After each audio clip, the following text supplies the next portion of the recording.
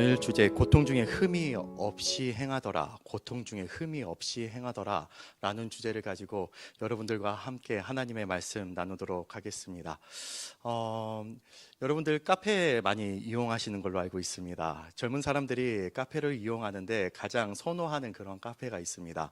바로 스타벅스이죠. 여러분들도 많이 스타벅스 애용하는 줄 압니다. 저 또한 많이 애용합니다. 그곳에 가면 많은 젊은 사람들이, 청년들이 공부를 하죠. 저 또한 성경 공부를 준비하기 위하여서 간간히 갔던 적이 있습니다. 그런데 여러분들에게 좀 생뚱맞은 그러한 질문을 하나 하도록 하겠습니다. 뉴욕에도 스타벅스가 있습니다. 네, 전 세계적으로 스타벅스가 있죠. 그런데 제가 뉴욕은 한 번도 가보진 않았지만은 가설로 뉴욕에 있는 스타벅스에서 제가 공부하는 것이 집중력이 더욱더 좋을까요? 아니면 영종 하늘 도시에 있는 스타벅스에서 공부하는 것이 더욱더 집중력이 좋을까요? 제가 이야기하겠습니다. 예, 가보지는 않았지만은 뉴욕에 있는 스타벅스에서 공부하는 것이 월등하게 제가 집중력이 좋을 것 같습니다. 왜 그런 줄 아십니까? 제 안에 영어가 없기 때문입니다. 네, 제 안에는 한국어밖에 없습니다. 네, 그러기 때문에 영어가 들리지가 않아요. 그래서 오히려 뉴욕에 있는 스타벅스에서 공부하는 것이 더욱더 집중력이 좋다라는 겁니다. 제가 여기서 여러분들에게 이야기하고 싶은 것은 목사 안에 영어가 없고 한국어밖에 없는 그런 부끄러운 고백을 여러분들에게 하고 싶어서 이런 말을 하는 것이 아니라, 여러분들 잘 들어보시기 바랍니다. 사람은요, 마음속에 있는 이야기만 들려집니다. 네. 요즘에 막 주식하고 막 부동산하고 막 열광하잖아요. 이 마음 가운데 주식과 부동산의 마음을 품고 있잖아요. 그런 이야기밖에 들리지 않아요. 근데 이 마음 가운데 하나님을 깊이 사모하는 마음으로 가득하잖아요. 하나님의 소리가 들려진다는 겁니다. 여러분들, 이 시간 하나님의 말씀이 여러분들의 영혼 가운데 선포됩니다. 그러면 여러분들이 품어야 할 마음은요, 세상의 소리에 오픈해야 돼요. 네. 하나님 소리로 온해야 합니다. 네, 하나님께 집중하시기 바랍니다. 하나님 말씀 사모하시기 바랍니다. 그래서 성령 충만한 여러분들 되시기 바랍니다. 아멘입니까? 오늘의 본문 바로 누가복음입니다. 제가 누가복음 주일날 계속 선포할 겁니다. 누가복음 선포할 때인데, 여러분들 누가복음의 저자는 누구입니까? 누가죠. 네, 누가의 직업은요, 의사입니다. 의사이기에 스마트합니다. 똑똑합니다. 그리고 치밀합니다. 그가 가지고 있는 인간적인 최고의 지성을 가지고 기록한 책이 바로 누가복음입니다. 반면 그의 지성의 지성을 갖추고 있는 사람이지만은 그는 성령 충만한 사람입니다. 성령의 사람이라는 것입니다. 성령의 감동에 의하여서 기록된 책이 바로 누가복음이라는 것입니다. 즉, 지성과 영성이 합작이 이루어져서 기록된 책이 바로 누가복음이라는 겁니다. 여러분들, 저는 누가복음이 이렇게 이루어지는 것을 보면서 우리 영종은혜교회 사역이 바로 이와 같이 이루어졌으면 좋겠다라는 그런 생각이 듭니다. 그냥 무작정 기도하는 것이 아니라 하나님께서 허락하여 주시는 그런 지성이 있습니다. 예. 그런 지성을 가지고 사도행전에 나와 있는 그 베레아 사람처럼 하나님의 말씀이 과연 그러한가? 라고 묵상하면서 상고하는 여러분들 되시기 바랍니다. 그래서 저의 마음 가운데 소원은 우리 영종은혜교회 성도님들이 모두 다 100% 큐티하는 우리 성도님들 되기를 간절히 소망합니다. 그래서 하루하루 하나님의 말씀을 묵상하고 상고함으로 인하여서 그 묵상의 힘으로, 그 말씀의 힘으로 하루를 견디고 버티는 여러분들 되시기 바랍니다. 광고에서 이야기했던 것처럼 4월달 생명의 삶 신청을 받고 있습니다. 로비에서 꼭 본인의 이름이 기록이 되기를 간절히 소망합니다. 네, 그리고 성령 충만한 그런 교회가 되기를 원합니다. 기도하는 그런 교회가 되기를 원합니다. 그렇기 때문에 여러분들, 기도 없이 우리는 신앙생활을 할 수 없습니다. 기도 없이 우리는 버틸 수가 없습니다. 여러분들 기도하는 자리를 사모하시기 바랍니다. 기도하는 자리가 어디입니까? 금요기도회입니다. 금요기도회 꼭 나오시길 바랍니다. 아멘입니까? 네, 이런 말을 하면 이렇게 생각하시는 분들이 있을 것 같습니다. 목사님이 처음에 오셔서 좀 열정이 가득하구나, 목사님이 참 거룩한 부담을 많이 주시네 라고 그렇게 생각할 수 있습니다. 그렇지만은 여러분들 거룩한 부담 많이 가지시길 바랍니다. 그러한 거룩한 부담이 여러분들의 영혼을 살립니다. 여러분들의 영혼을 회복시킵니다. 그렇기 때문에 예수님께서 여러분들에게 말하는 것은 이와 같습니다. 너희들은 세상에 나갈 때 뱀처럼 지혜롭고 비둘기처럼 순결하라 라고 이야기하고 있습니다. 머리는 뱀처럼 지혜로워야 합니다. 우리의 지성을 깨워야 합니다. 그리고 비둘기처럼 우리의 마음이 순결해야 합니다. 거룩을 사모해야 합니다. 그런데 우리들의 문제는 무엇인 줄 아십니까? 머리는 뱀처럼 지혜롭고 이 가슴은 비둘기처럼 거룩하고 순결함을 사모해야 하는데 단 한 가지밖에 가지지 못하는 것이 바로 우리의 잘못이라는 것입니다. 머리도 뱀이고 가슴도 뱀입니다. 이 사람을 향하여서 스마트하고 똑똑하고 센스 있다고 합니다. 그런데 이 마음이 뱀인지라 시기와 질투가 그리고 악독이 가득합니다. 또 그리고 머리가 비둘기고 그리고 가슴이 비둘기인 사람이 있습니다. 착하고 순수합니다. 그런데 그와 함께 일을 하려고 하면 이런 소리가 나오죠. 답답하다. 답답하다라는 소리가 나옵니다. 여러분들, 우리는 우리의 지성을 깨워야 합니다. 그리고 우리는 기도함으로써 우리의 마음을 깨워야 합니다. 여러분들, 우리 지성을 통하여서 그리고 우리의 영성을 통하여서 하나님을 섬기는 귀한 우리 성도님들 되기를 간절히 소망합니다. 그리고 누가복음은요, 한 사람을 위하여서 쓰여졌습니다. 여러분들 3절 말씀을 한번 보시기 바랍니다. 3절 말씀에 각하라는 그런 부분이 있을 것입니다. 데오빌로 각하여라는 그런 부분이 있습니다. 누가복음은요, 그리고 사도행전은요, 이 데오빌로라는 그러한 사람을 깨우치기 위하여서 쓰여진 책이라는 것입니다. 한 사람을 변화시키기 위해서 쓰여졌습니다. 그래서 데오빌로가 각하라는 그러한 존칭을 받았기 때문에 우리가 추측할 수 있습니다. 사회적으로 고위층이라는 것, 그리고 세상을 향하여서 영향력을 끼치는 사람이라는 것을 우리가 쉽게 파악할 수 있습니다. 그런데 이가 누가복음의 말씀을 듣고 변화를 받습니다. 변화를 받았다라는 그런 증거가 사도행전의 1장 1절에 보면 데오빌로여라고 이야기해요. 누가복음에서는 데오빌로 각하여라고 이야기하고 사도행전 1장 1절에서는 데오빌로여라고 이야기하고 있습니다. 같은 누가가 지었는데, 같은 누가가 그렇게 기록하였는데 왜 한편에서는 데오빌로 각하여라고 하고 사도행전은 데오빌로여라고 그렇게 말하는 까닭이 무엇일까요? 금요기도회 때 제가 말씀드렸듯이 이가요, 맨 처음에는 기독교를 입문한 그런 사람이었습니다. 그렇지만 누가복음의 말씀을 읽고 변화받음으로 인하여서 교회의 깊은 리더십 가운데, 깊은 멤버십 가운데 놓여져 있었습니다. 그래서 더 이상 사회적으로 존칭을 할 필요가 없어요. 각하여라고 말할 필요 없어요. 그냥 데오빌로여라고 말할 뿐이라는 것입니다. 이처럼 말씀이 우리 안에 들어오면 변화가 이루어진다는 것입니다. 여러분, 이 누가복음의 말씀, 오늘 주일날 선포된 말씀을 여러분들 깊이 사모하시길 바랍니다. 반드시 변화를 받습니다. 우리의 혼과 영혼을 꿰뚫습니다. 우리의 모든 것들을 하나님께서 구벼 살펴 보호하여 주신다는 것입니다. 이 말씀으로 인하여서 여러분들, 그렇기 때문에 깨어 있으시길 바랍니다. 에스겔의 골짜기 가운데 주의 생기가 불었습니다. 주의 생기가 불었을 때 많은 죽어있던 마른 뼈들이 살아났습니다. 주의 생기가 불기 전에 뭐가 선포된 줄 아십니까? 말씀이 선포되었다는 것입니다. 말씀이 선포되는 곳에 하나님의 생기가 불어옵니다. 주의 영이 불어옵니다. 여러분들, 말씀이 선포되는 그 자리 가운데 성령이 임하신다라는 겁니다. 여러분들, 말씀 집중하시기 바랍니다. 고도의 집중력을 가지고 누가복음의 말씀 더욱더 바라보시길 바랍니다. 여러분들, 누가복음의 서론은 여기까지 끝났습니다. 여러분, 본론부터 시작하도록 하겠습니다. 여러분들, 오늘의 본문에 보면요, 세례 요한의 부모님들이 등장을 합니다. 세례 요한의 부모님들 사가랴와 엘리사벳이 등장을 합니다. 그런데 이에 대해서 어떻게 하나님 앞에 섰고 이들이 어떻게 경건하게 신앙생활 했는지에 대해서 먼저 살펴보기 전에 세례 요한의 부모님들이 놓여져 있던 그러한 정치적이고 사회적인 상황과 그리고 영적인 상황을 우리가 먼저 살피고 난 후에 그들이 어떠한 믿음으로서 살아가고 있는지, 어떠한 도전을 우리들에게 주고 있는지에 대해서 먼저 살펴보도록 하겠습니다. 먼저 그들이 가지고 있는 정치적이고 사회적인 상황을 한번 살펴보도록 하겠습니다. 여러분들, 5절 말씀 화면에 나오지 않아요? 여러분들 성경책 보시기 바랍니다. 5절 말씀 읽도록 하겠습니다. 시작. 유대왕 헤롯 때에 아비야 반열에 제사장 한 사람이 있었으니 이름은 사가랴요. 그네 아내는 아론의 자손이니 이름은 엘리사벳이라. 정치적인 상황과 사회적인 상황을 아주 간략하게 이렇게 이야기하고 있어요. 유대왕 어느 때?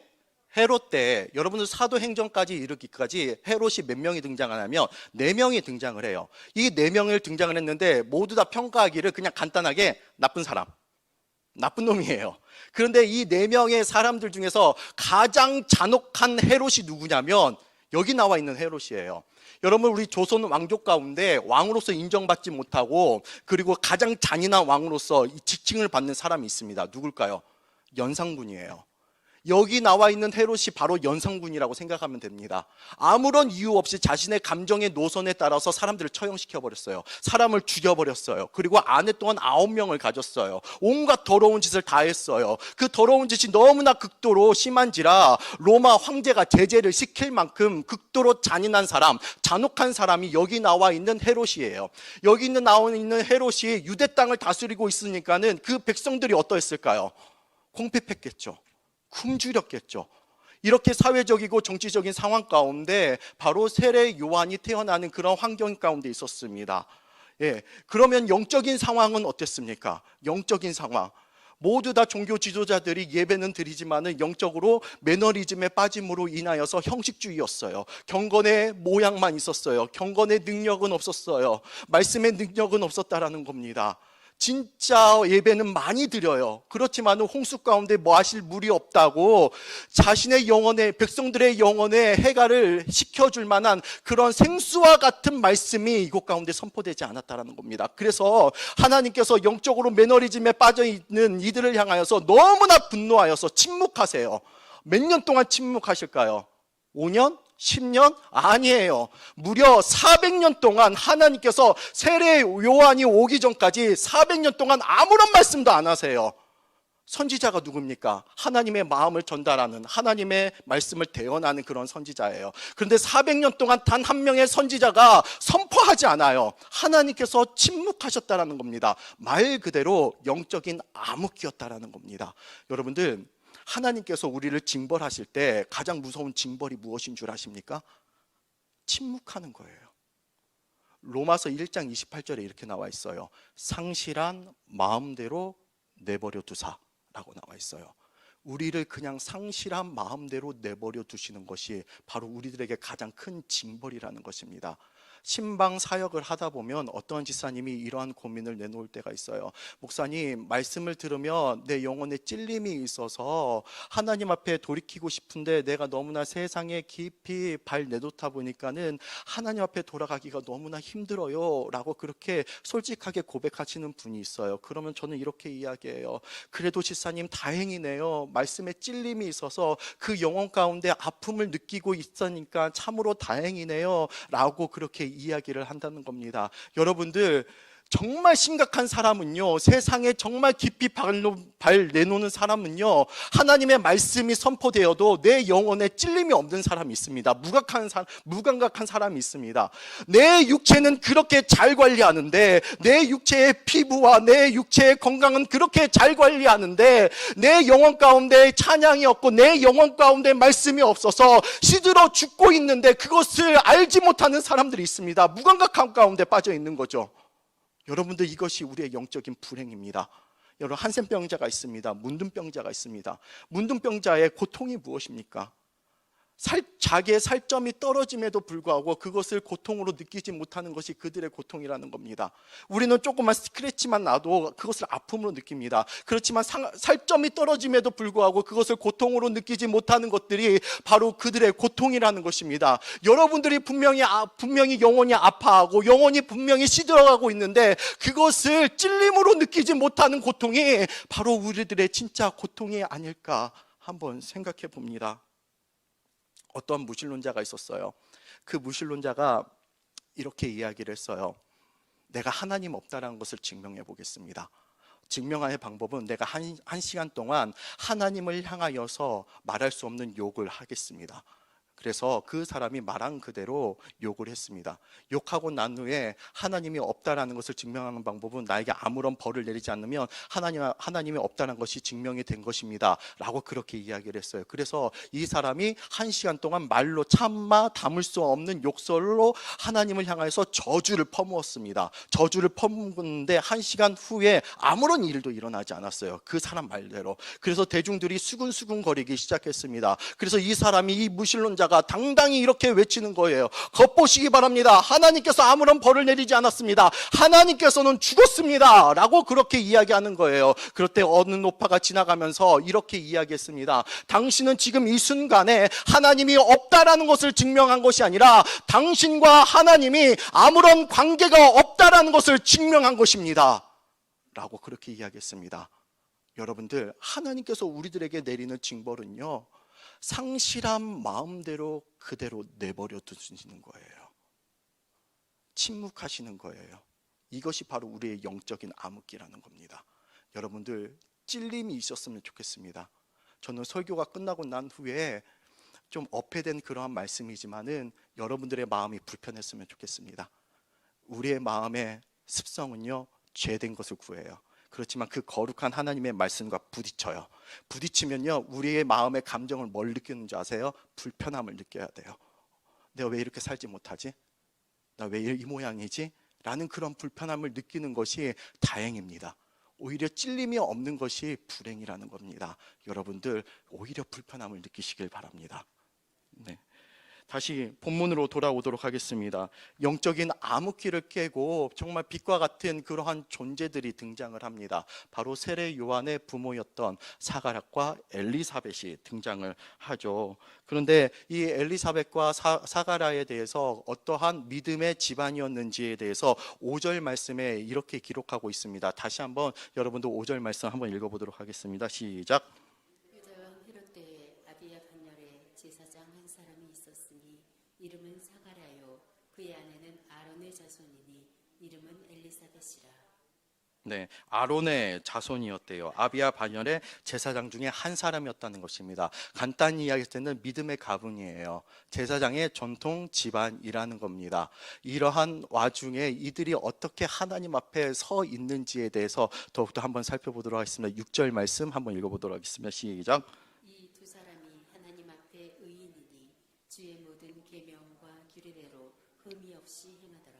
하나님 앞에 의인이요, 그리고 말씀 앞에는 흠이 없이 행했다라는 거예요. 여러분들, 오늘 말씀 가운데 이 6절의 말씀을 깊이 사모했으면 좋겠습니다. 이 6절의 말씀을 그냥 품고만 가더라도 저는 여러분들 설교 듣는 것이 성공이라고 생각이 듭니다.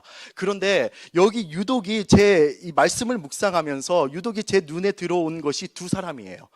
두 사람이 하나님 앞에 의인으로 섰다라는 거예요. 한 사람이 아니에요. 두 사람이에요. 남편만 하나님 앞에 의롭게 선 것이 아니라, 아내만 하나님 앞에 의롭게 선 것이 아니라, 남편과 아내가 하나님 앞에 의롭게 섰다라는 거예요. 유독 저는 이 두 사람이라는 단어가 눈에 들어오더라고요.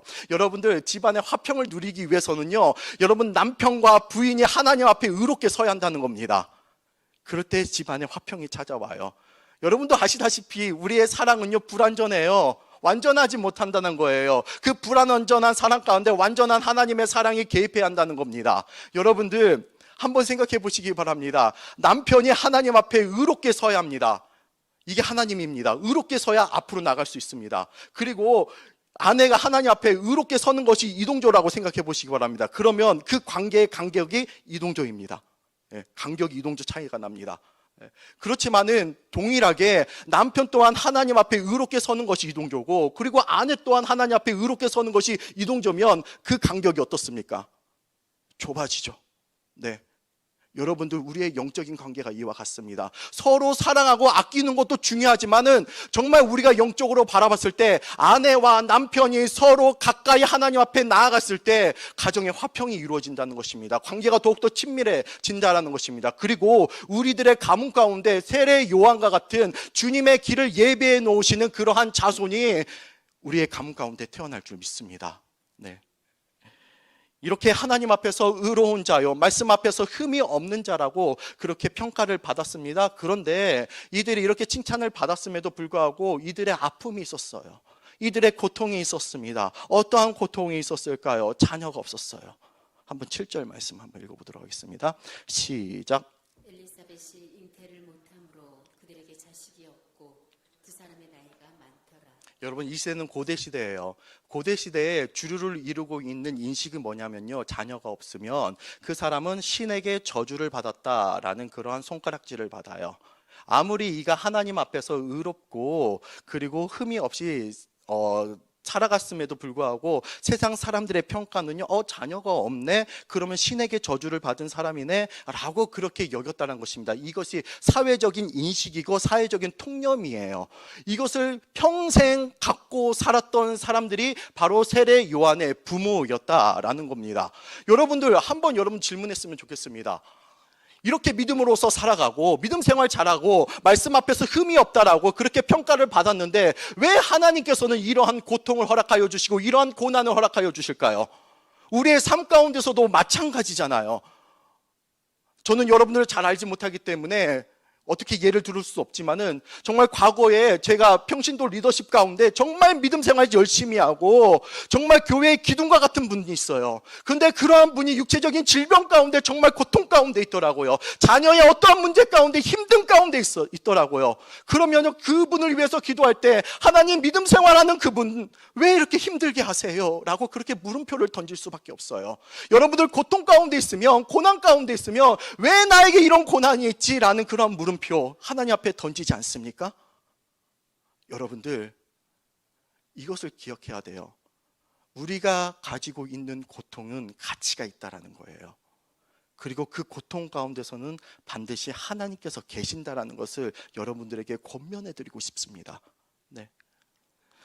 우리가 헬스장에서 운동을 하면은 잘 안 될 때가 있어요. 그래서 우리는 누구를 고용을 하죠? 트레이너를 고용을 해요. 그래서 돈을 주고 트레이너를 고용을 해서 트레이닝을 받습니다. 그런데 여러분들 여기에서 경험이 있으신 분들은 아시겠지만 트레이너에게 훈련을 받고 운동을 받으면 어떻습니까? 힘듭니다. 죽을 것 같습니다. 오히려 고통스럽다라는 표현이 오히려 맞습니다. 그런데 왜 돈을 주면서까지 그 고통을 자처하는 이유가 무엇입니까? 여러분도 아시잖아요. 건강을 유지하기 위해서입니다. 그렇기 때문에 그와 같은 고통은 가치가 있다라는 겁니다. 이와 같은 맥락으로서 여러분들이 가지고 있는 고통 또한 가치가 있어요. 예수님을 한번 생각해 보시기 바랍니다. 예수님께서 우리를 살리기 위해서 십자가에 자청하여서 십자가에 못 박혔습니다. 유대인들은요 신에게 저주받았다라고 손가락질을 하고 헬라인들은 헛된 죽음이다, 쓸모없는 죽음이다 라고 그렇게 손가락질을 했어요. 그렇지만은 예수님의 고통이 헛된 것입니까? 가치가 있는 거죠. 우리를 살리는 그러한 가치가 있는 거죠. 노아를 한번 생각해 보시기 바랍니다. 노아는요 하나님 앞에 평가를 받기를 당대의 의인이요 당대의 완전한 자라고 평가를 받았어요. 그런데 세상 사람들에게 웃음거리가 되었어요. 웃음거리가 된 그 기간이 얼마나 되었습니까? 1년일까요? 10년일까요? 아니에요. 120년이에요. 만약에 그 시대 때 SNS나 그리고 매스컴이 발달이 되었다라면은 이렇게 이야기했을 것 같아요. 노아가 이 세상에서 가장 어리석은 자라고 세상에 많이 퍼졌을 것 같아요. 그렇지만은 이러한 고통을 감수하면서 바로 그러한 고통 가운데 보냈던 이유가 무엇입니까? 여러분도 잘 아시잖아요. 가족 구원을 이뤘잖아요. 그 고통은 가치가 있다라는 겁니다. 여러분들 지금 고통 가운데 있습니까? 여러분들이 겪고 있는 그 고통은요 가치가 있는 겁니다. 여러분들을 살리기 위해서입니다. 여러분들을 회복시키기 위해서입니다. 여러분들의 앞에 있는 경관진들을 무너뜨리기 위해서라는 겁니다. 여러분 그 고통 가운데 또 기억해야 할 것은 하나님께서 함께 계신다는 겁니다. 믿으십니까? 아멘으로 화답했으면 좋겠습니다. 아멘이십니까? 여호수아가 모세에게 리더십을 이양을 받았습니다. 그러면 여호수아 앞에 곧바로 숙제가 있었어요. 어떤 숙제가 있었습니까? 요단강을 건너야 했어야 돼요. 그리고 여리고성을 무너뜨려야 돼요. 세상의 관점으로 봤을 때는 이 리더십에게 현실은요 요단강을 건너고 그리고 여리고성을 무너뜨리는 것이 현실이에요. 이건 세상의 관점이에요. 그렇지만은 믿음의 관점, 영적인 관점은요 여호수아는요 이것이 현실인데 진짜 현실은 하나님께서 우리와 함께 계신다라는 거예요. 네. 앞에 있는 요단강이 문제가 아니라는 거예요. 앞에 있는 여리고성이 문제가 아니라는 거예요. 이게 진짜 현실이 아니라 우리의 진짜 현실은 여호수아에게 진짜 현실은 하나님께서 함께 계신다라는 거예요. 여러분 고통 가운데 하나님께서 함께 계십니다. 그러면 여리고성과 같은 여러분들의 문제가 무너질 줄 믿습니다. 여러분들 견고한 성이 여러분들 무너질 줄 믿습니다. 여러분들이 메인 것들이 풀려질 줄 믿습니다. 이렇게 여러분들 꼭 기억하시기 바랍니다. 우리가 고통 가운데 있으면 꼭 세 가지 질문을 해요. 왜 이런 고통이 나에게 있는 거지? 그리고 이러한 고통을 어떻게 해결할 수 있는 거지? 이 고통 가운데 나는 무엇을 해야지? 라는 그러한 세 가지 질문이 합니다. 근데 믿음의 선진들이 붙잡았던 질문이 있어요. 세 번째 질문이에요. 왜 나에게 이러한 고통이 있는 거지? 라고 하면요 사람이 원망밖에 나오지 않아요. 그리고 왜 이러한 고통을 어떻게 해결하는 것이? 라고 그렇게 하면요, 사람의 계략과 사람의 어떠한 대책밖에 나오지 않아요. 그렇지만 믿음의 선진들은 이걸 붙잡았어요. 이 고난 가운데 내가 무엇을 해야지? 라는 이런 질문을 붙잡았다는 것입니다. 여러분들 고난 가운데 있으면 내가 이 고난 가운데 무엇을 해야지? 라는 것을 붙잡길 바랍니다. 예를 들어서 사도 바울을 보시기 바랍니다. 사도 바울이요, 복음을 증거했어요. 그렇지만 복음을 증거하면서 복된 것이 아니라 감옥에 갇힙니다. 복음을 증거했는데 감옥에 갇혀요. 고통을 받습니다. 고난을 받아요. 매맞음을 받는다라는 것입니다. 이때 사도행전에서는 정확하게 이렇게 기록하고 있어요. 주님, 무엇을 하리이까? 주님, 무엇을 하리이까? 라고 그렇게 고백했어요. 하나님, 이렇게 고난 가운데 내가 무엇을 해야 합니까? 라고 고백을 했어요. 그랬더니 그가 옥중에서 무엇을 했습니까? 찬양을 선포했어요. 찬송했어요. 기도했어요. 찬양하고 기도했더니 어떻습니까? 옥문이 열렸다라는 겁니다. 여러분, 고난 가운데 있습니까? 하나님, 내가 이 고난 가운데 무엇을 해야 합니까? 라고 여러분들 하나님 앞에 질문하시기 바랍니다. 그 무엇이 여러분들 예배하는 겁니다. 여러분, 일주일 동안 큐티하는 가운데 예수님의 그 유월절을 맞이한 그 예수님의 모습을 우리가 살펴보았습니다. 예수님께서는요, 외부적인 공격을 받았습니다. 대제사장들과 종교 지도자들이 예수님을 죽이려고 그러한 대책을 마련을 하죠. 그렇지만은 백성들이 두려워서 함부로 죽이지 못하여요. 그렇지만은 이 종교 지도자들에게 희소식이 들려옵니다. 어떤 희소식이죠? 내부에 배반자가 있는 거예요. 그 내부의 배반자가 누굽니까? 가룟 유다죠. 그 가룟 유다와 내부의 배반자와 외부의 공격자가 합작을 이룹니다. 그래서 예수님을 심하게 공격을 합니다. 이런 공격을 예수님께서 모르셨을까요? 아셨어요. 그런데 예수님께서는 이런 질문을 하지 않았어요. 왜 나에게 이런 고통이 있는 거지? 그러면 가룟 유다를 원망했어야죠. 어떻게 내가 이 고난을 해결할 수 있지? 라고 그렇게 질문하지 않았어요. 그런 질문을 했다면 어떤 대책을 세웠겠죠. 그렇지만 예수님은 이 고난 가운데 무엇을 해야지? 라고 질문을 했던 것 같습니다. 그래서 예수님께서 무엇을 준비합니까? 유월절을 준비를 해요. 예배를 한다는 것입니다. 성만찬을 행한다는 것입니다. 제자들과 교제를 나눴다는 겁니다. 여러분들 고난 가운데 있으면 이 질문 꼭 붙잡으시기 바랍니다. 이 고난 가운데 내가 무엇을 해야지? 여러분, 예배하시길 바랍니다. 예배만이 여러분을 회복시킵니다. 절대로 인간적인 전략이나 대책 세우지 마시고 그 전에 기도하시기 바랍니다. 찬양하시기 바랍니다. 그러면 여러분들의 옥문이 열려질 것입니다. 아멘입니까? 한 사람의 이야기를 하고 여러분 마무리하도록 하겠습니다.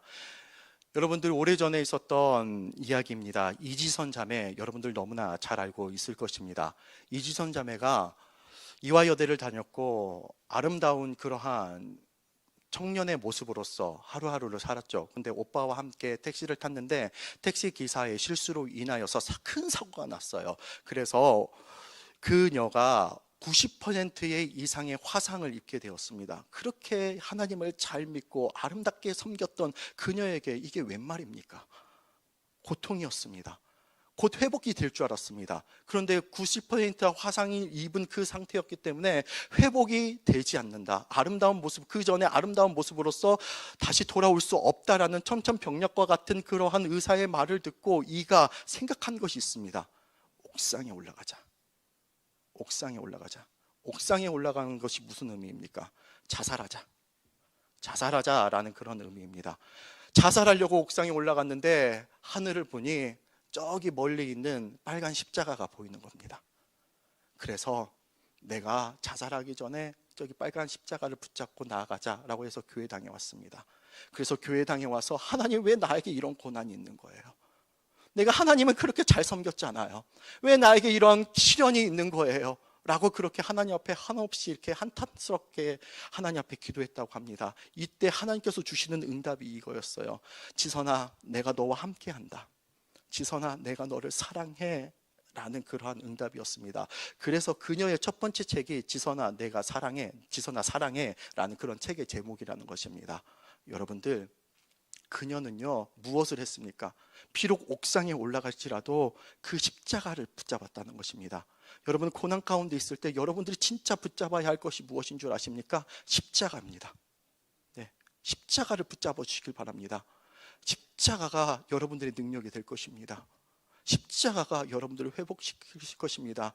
조금만 견디시기 바랍니다. 버티시기 바랍니다. 믿음이라는 것은 헬라어로 에무나입니다. 에무나는 원래 뜻이 버티고 견디는 것입니다. 믿음은 견디고 버티는 것입니다. 견디고 버티시길 바랍니다. 그래서 여러분들 분명히 세례 요한의 아버지와 어머니는 이런 고통 중에 있었어요. 그럼에도 불구하고 그가 끝없이 붙잡았던 것은 하나님의 말씀입니다. 그렇기 때문에 6절 말씀에 이렇게 하나님께서 평가하고 있는 거잖아요. 하나님 앞에 의인이었다. 그리고 말씀 앞에 흠이 없었다. 라고 그렇게 말씀하고 있잖아요. 여러분들 고통 가운데 있으면요, 여러분들이 이와 같은 말씀 그대로 여러분들 살아가기를 바랍니다. 네, 하나님 앞에 의인으로서 살아가기를 바랍니다. 불평불만하지 마시기 바랍니다. 세상의 소리 차단하시기 바랍니다. 하나님의 소리에 귀 기울이시길 바랍니다. 그리고 흠 없이 하나님의 말씀 앞에 서시길 바랍니다. 아멘입니까? 네, 이 시간 우리가 다 함께 기도했으면 좋겠습니다. 여러분들이 붙잡아야 할 것, 고통 가운데 고난 가운데 있으면 여러분들이 붙잡아야 할 것, 십자가입니다. 십자가 여러분들을 회복시키십니다. 십자가의 능력을 여러분들 믿으시길 바랍니다. 하나님, 내 영혼이 하나님의 그 십자가를 붙잡기를 원합니다 라고 이 시간 우리가 다 함께 우리가 기도하면서 하나님 앞에 나아갔으면 좋겠습니다. 기도합니다. 하나님 아버지, 오늘의 말씀을 아버지 허락하여 주심에 감사합니다. 하나님, 우리가 붙잡아야 할 것이 온전히 예수 그리스도의 십자가인 줄 믿습니다. 아버지, 내가 고난 가운데 있으면 아버지 정말 우리가 붙잡고 나가야 할 것은 온전히 하나님이 되시는 아버지 그 예수 그리스도의 십자가 되시는 아버지 온전히 그 사랑인 줄 믿습니다. 아버지, 그 사랑이 나를 일으키시고 아버지 그 사랑이 나를 회복시켜 주실 줄 믿습니다. 하나님의 은혜로 말미암아 아버지 우리가 다시 서게 하여 주시옵소서. 아버지, 믿음이라는 것은 더욱더 견디고 더욱더 버티는 것입니다. 아버지, 우리가 믿음 가운데 더욱더 견디고 버티며 나아갈 수 있는 아버지 우리들의 삶의 흔적들이 되기를 원합니다. 아버지, 6절의 말씀을 우리가 사모합니다. 아버지 엘리사벳과 아버지 사가랴가 아버지 하나님 앞에서 의인이었습니다. 아버지, 고통 가운데 있었음에도 불구하고 하나님 앞에 부끄러운 모습으로 서는 것이 아니라 아버지 의인으로 섰습니다. 아버지, 그리고 말씀 앞에 헛두로 서는 것이 아니라 아버지 말씀 앞에 흠 없이 섰습니다. 아버지, 이것이 아버지 우리의 삶의 흔적이 되기를 간절히 소망하오니 6절의 말씀을 품게 하여 주시옵소서. 하나님 앞에 의롭게 서게 하여 주시옵소서. 아버지, 하나님 앞에 흠 없이 서게 하여 주시옵소서. 고통 가운데 설 수 있도록 하나님 인도하여 주시옵소서. 하나님, 세상의 언어 가운데 고해라는 단어가 있습니다. 아버지, 고해라는 뜻은 아버지 고통의 바다라는 뜻입니다. 하나님, 우리 모두 다 고통의 바다 가운데 놓여져 있습니다. 하나님을 믿던 안 믿던 모두 다 고통의 바다 가운데 있습니다. 이럴 때 우리가 붙잡아야 할 것은 하나님이신 줄 믿습니다. 아버지, 고통 가운데 있을 때 세상의 소리를 차단케 하여 주시옵소서. 아버지, 우리의 언사를 조심하게 하여 주시옵소서. 하나님의 소리에 더욱더 귀 기울이게 하여 주시옵소서. 아버지, 그래서 6절의 말씀이 곧 우리의 삶의 현실이 되기를 간절히 소망합니다. 그대로 살아갈 수 있도록 하나님 6절의 말씀을 우리가 붙잡게 하여 주시옵소서. 그래서 우리 성도들이 하나님 앞에서 의인이었다. 고난 중에 의인이었다. 그리고 우리 성도들이 고난 중에 하나님 없이 하나님의 말씀 앞에 흠 없이 행했다라고 그렇게 평가를 받을 수 있는 우리 성도들의 삶이 되기를 간절히 소망하오니 아버지, 우리들의 연약한 믿음을 꼭 붙잡아 주셔서 아버지 21세기의 사가랴과 21세기의 엘리사벳이 곧 우리 성도들의 삶이 될 수 있도록 하나님 믿음의 믿음을 허락하여 주시옵소서. 우리의 믿음을 꼭 붙잡아 주실 거라 믿고 확신하오며 사랑 많으신 예수 그리스도의 이름으로 간절히 기도하옵나이다. 아멘.